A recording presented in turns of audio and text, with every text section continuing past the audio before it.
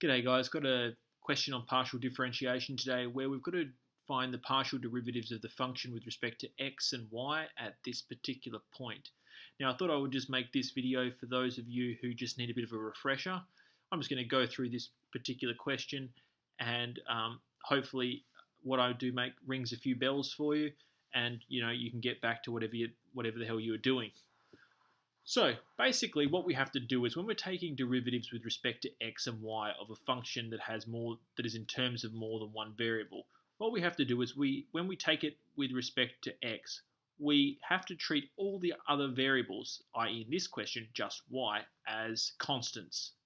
So we assume that the only variable in it is x when we differentiate it with respect to x, and we assume the only variable is y when we differentiate it with respect to y. And I'll show you what I mean now. So when I want to find the partial derivative of the function with respect to x, the way that that's going to work is this is going to be just a regular derivative. So I'm going to have 2x. Now here, this is going to be the same as 3x. The regular derivative of 3x would just be 3, but because y is also a constant, it's going to be 3 times y. So the derivative of this with respect to x is just 3y. Then y and -1 are both constants in this case, so we're not going to have to find derivatives of those particular things. Okay, so if I'm going to find the partial derivative of f with respect to y, I just do exactly the same thing, but rather than treat all of the y's as constants as well, I'm going to treat all of the x's as constants. So what I mean by that is this x squared, well, that's a constant, so I don't have to take the derivative of it. The 3xy I'll be doing the derivative of 3y, which is just 3, and I've got a constant x in there as well. So that turns into 3x. And I've got this plus y, so when I've just got one constant there, the derivative of y is just going to be the constant 1. Cool. So that's that part of the question done, actually finding the two partial derivatives of this with respect to x and y. And then what we do is we evaluate them at 4, -5.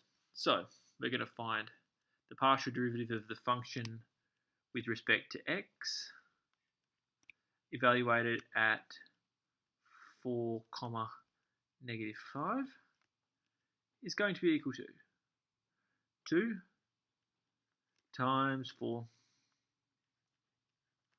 plus 3 times -5. Great.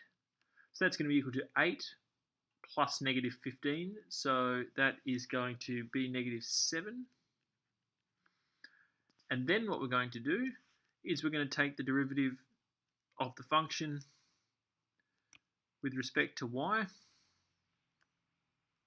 and we're going to evaluate it again at the same point, 4, -5, and that equals, so we have 3 times x, so 3 times 4, and then just plus 1. Cool, so 3 4s are 12, plus 1 is 13.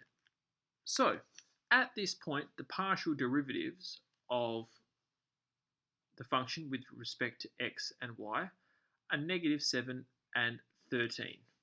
Cool, so that's how we would leave the question in exam.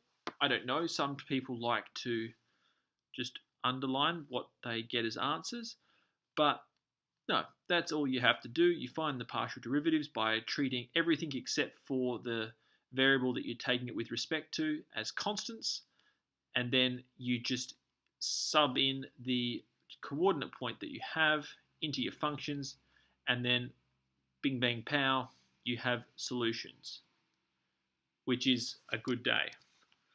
Alright guys, I hope the video helped. If it did, give it a like, subscribe to my channel. I put out new videos like this all the time. But until next time, make sure you keep practicing and definitely try and keep enjoying your maths.